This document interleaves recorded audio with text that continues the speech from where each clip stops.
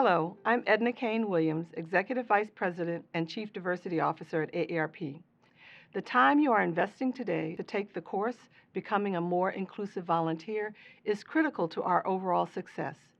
At AARP, we are working to uplift the voices and experiences of all people. As an AARP volunteer, we need your help to embed diversity into our advocacy, education, and outreach work. This training and others like it are examples of our commitment to the concepts of diversity, equity, and inclusion for the 50 plus. As we all work to fulfill AARP's mission to empower people to choose how they live as they age, we must remember that AARP's founder, Dr. Ethel Percy Andrus, saw the power of uniting diverse and inclusive voices to advocate for change. Diversity, equity, and inclusion is everyone's responsibility at AARP. Thank you for taking the time to take this training. It will help you grow your skills at becoming a more inclusive volunteer. My topic for you, politics aren't bad, people are. Think about that phrase. All across this world, every second of every minute of every hour, people are politicking. Now, when you hear my definition of politicking, I think you'll see where we're going with today's session. For me, politicking, simply put, is building and wielding influence to achieve a goal. Some of you right now watching this, you've got a granddaughter and she is a master politicker. You see, I believe that based on the way our movies and television shows shape people who are the villain character, maybe like a J.R. Ewing for those who remember Dallas. Well, more often than not, when we hear the term politics or politicking, I think we tend to think of that evil, narcissistic person who's doing anything to get their way. Now, let's face it, the sad reality is sometimes those exact people are the best politicers there are. But simply put, politicking is how you and I persuade each other. Politicking is how you and I build up support for an idea, an initiative, a program. So I want to share a few key thoughts that I believe will be extremely helpful to you as you strive to become a more inclusive volunteer. Let's think about this parallel. I'm going to name two names. These are names you've heard most, if not all your life. And I want you to just let it marinate for a second, this notion that politicking, again, is building and wielding influence to achieve a goal. You ready? The two names are Adolf Hitler and Mother Teresa. Two names that paint very different pictures in your mind. The first, an evil regime designed to use people to murder, harm, and displace other people. The other name, a kind-hearted servant willing to go to incredible lengths to make sure people who lack basic resources could get what they needed in life. You see, neither of those people's names would be familiar to you if they weren't good at politicking. Well, let's put our focus on Mother Teresa. See, as an AARP volunteer, you're going to have a number of what? Programs, projects, initiatives that have to be done, and preferably what? You want them to be done at a very high level. Well, what does that require? That requires people, and it requires people's input, people's attention, people's willingness to go above and beyond the call of duty. And you and I both know this. That's not an automatic. With all that goes on in each person's life, with all the things that can become barriers to getting things done, we know that the successful, fluid delivery, again, of a project or an assignment is sometimes very challenging. And more often than not, the thing that will differentiate your project being great or so-so is the level of what?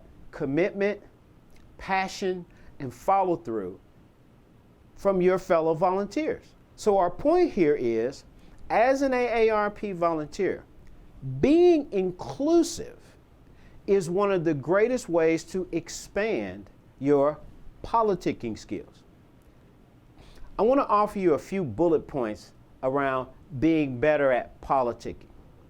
Point number one, you're not politicking for you, you're politicking for the AARP mission. Do you see that? The end game of all the things you're doing, every meeting, every phone call, every project, every task, the end game is making AARP a phenomenal organization that its members can enjoy and benefit from. So that's point number one.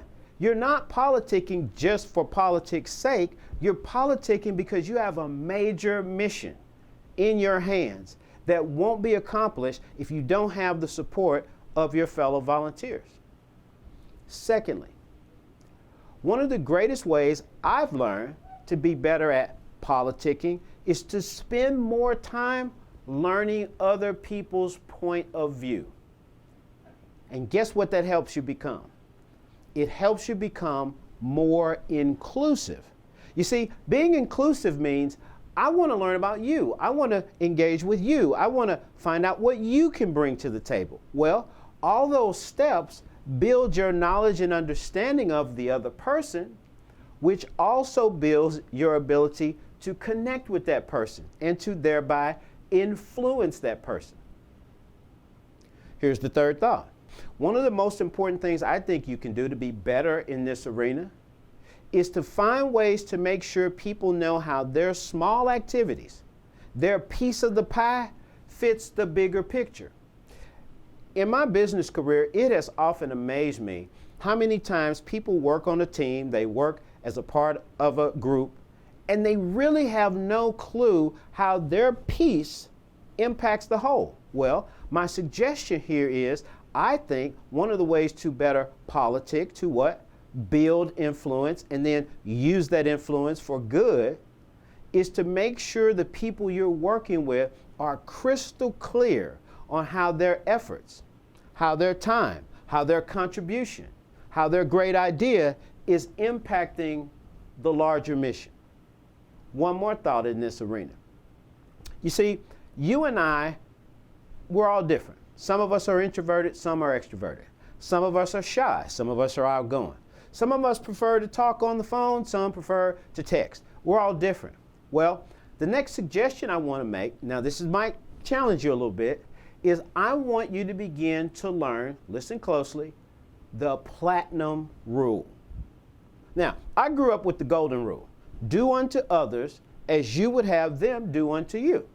Right? You know that. You've heard that. You probably said it. But you know what that really means to me? Do unto others as they want to be done unto. What does that mean? Well, if I know you're an introvert, and I know you prefer to get things in writing in advance of having a conversation, and I know you have a lot of big projects going on, rather than come to you as an extrovert, rather than not give you anything you can look at in advance, rather than talk to you about this as if it's the only thing in your worldview, I want to make sure I treat you the way you want to be treated. Guess what that does? More often than not, it increases the likelihood that you're going to what? You're going to get the best from that person. You're going to get their utmost attention. You're going to get their better effort, because what you're saying and what you're doing reflects who they are and what they prefer. So again, the concept there is that this notion of politicking, it's neither good nor bad. It's a process. And it's a process you and I, as AARP volunteers, can get better at if we just stop and think about it.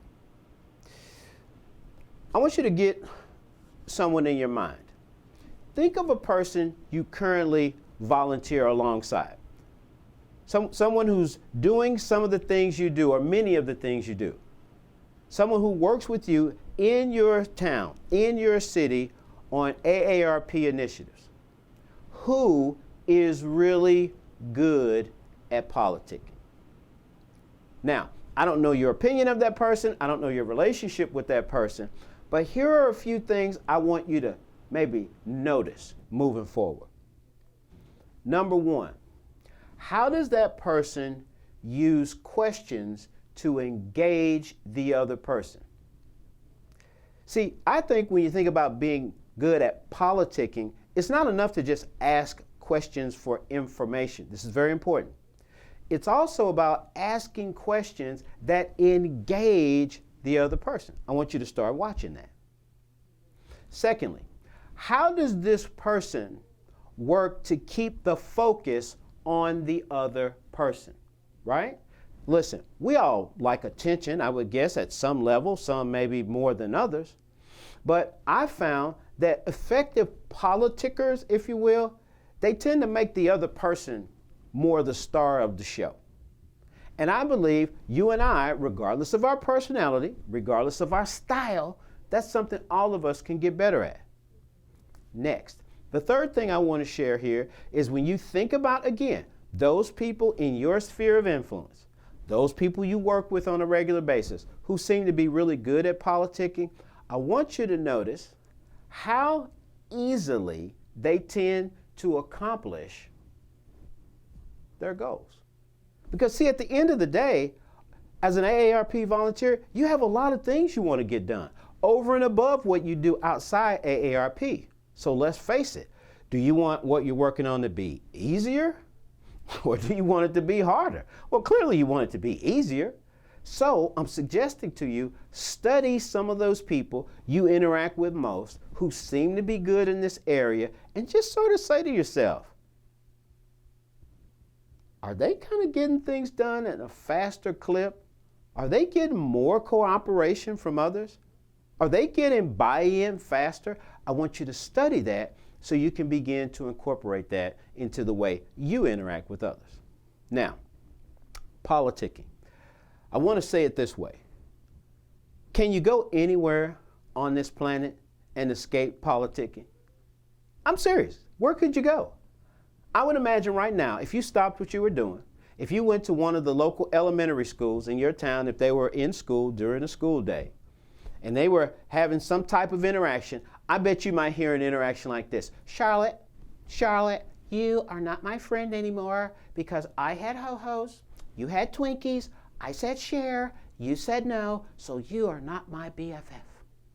Listen, you could go to any elementary school, you could go to the Senate floor, you could go anywhere in between, and politicking is a real thing. But what I want you to understand is the power of being better at politicking when you have something as important as the mission of AARP in your hands. I don't want you to be a politicker to be J.R. Ewing. I don't want you to be a politicker just for politicking's sake. I want you to be a politicker because I want you to be better at getting the buy-in of the people you need on your team to get things done. So, when you leave from now on, politics aren't bad. People are.